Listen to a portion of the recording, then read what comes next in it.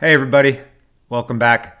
I'm Coach Marty. I'm a certified triathlon coach as well as a strength and conditioning specialist. And this week we're going to talk about the top 5 things you should know about going into your first triathlon. So top 5 tips to have a successful day. Number 1 is on the swim.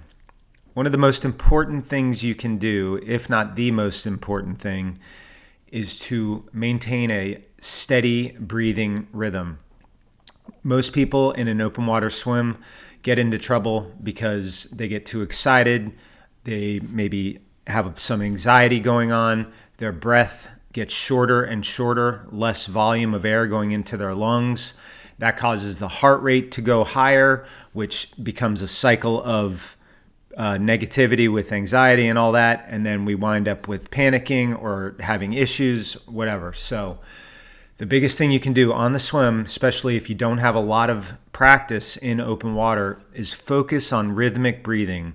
When you turn to breathe, get a nice breath, even if you have to stretch out a little extra longer, like delay your stroke. And when your face goes back into the water, get a full or almost full exhale. If you can do rhythmic breathing through the entire swim, your chances of having problems drop dramatically. So when you go to open water, it's part of being, confident and staying calm, but focus on the breathing, and that will enable you to stay calm and confident. The second thing, as far as tips for new triathletes go, if you happen to be doing a wetsuit swim, one of the things you don't want to be is a man or woman hopping around because you're stuck in your wetsuit after you made it out of the swim. They do tend to stick. The material sticks to either your skin or to itself. So one tip that is really helpful is to put Body Glide or canola spray not only on your skin, on your forearms and lower legs, but also on the outside surface of the arms and the legs, the lower legs of the wetsuit. That way, when you rip it off, but when you remove the wetsuit, it's going to slide off as opposed to sticking and you get your ankle stuck or your wrist stuck. So a little spray or Body Glide will help you get out of your wetsuit much more quickly. The third tip for new triathletes is to understand what's going on in transition. We don't want to run into transition with zero plan. So with your transition, ideally you would practice this a few times in your training, in your preparation for the race. But you exit the swim, you're going to take your goggles and put them on your head. Don't rip them off because then you're holding them in your hand while you're trying to do other things. So goggles up to here. If you have a wetsuit, if it was a wetsuit swim, you would try to slide the arms out while you're walking or jogging to your spot. You get to your transition.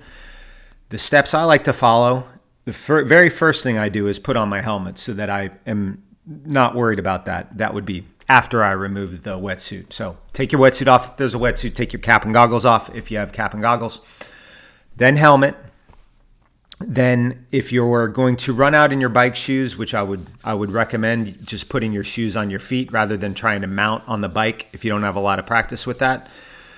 Then you put your shoes on, remove the bike from the rack, walk, jog, however you want to get out of transition.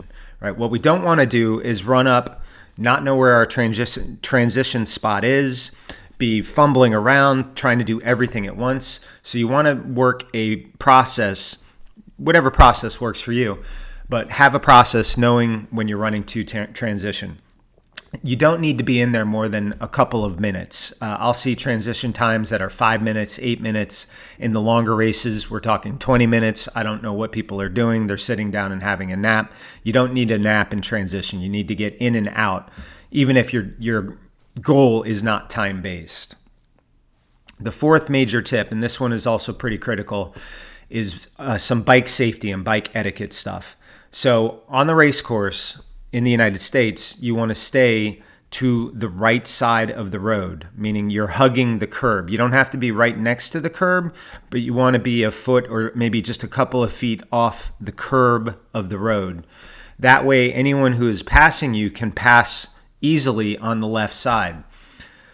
If you wind up swerving towards the left or swerving towards the middle of the road, you're not only going to impede athletes behind you, but you are potentially causing some danger where they're not sure where you're going and they're going to come up, they have to hit the brakes, maybe they run into the back of you, things like that. So stay to the left, stay to the right of the road unless you're passing, and then you pass on the left. You don't have to say passing on your left, especially if you're in a big race where you're going to pass hundreds of people. But be aware that some people in front of you may swerve into your path. So you need to, watch out what's going on. Part 2 of major bike safety issues. If you have to stop for whatever reason, whether it's a flat tire, a mechanical, you're getting ready to take a break, for a bathroom, whatever it is, slow down on the right side and then quickly step off the road with your bike. If you stay in the road with your bike, you are a major danger to other athletes coming up behind you. Some of them are very fast, and some of them may not be looking at the road the entire time. They often glance down, they glance at their watch, they are looking, instead of head up, they're looking maybe only 10 feet ahead. And if you're sitting in the road, fiddling with your bike, you're a major danger. So if you have to stop, take you and your bike off the road as quickly as possible. The 5th big tip that I like to tell people is regarding the run. When you exit transition from, bike to run, you should focus on 2 things. Number 1 is your turnover rate. Just think about moving your feet quickly. Don't concentrate on how far you're stepping forward or how long your stride length is. Just think about getting those feet going up and down pretty quickly. If you can focus on A, that, and B, a relaxed upper body. It's easy to be really tense coming out of the swim and the bike because we've been in the aero position. We did a 400 to 1500 meter swim, whatever it is. So your upper body is going to feel a little tight. Relax your shoulders, draw your shoulders down, try to keep your arms swinging nice and loose.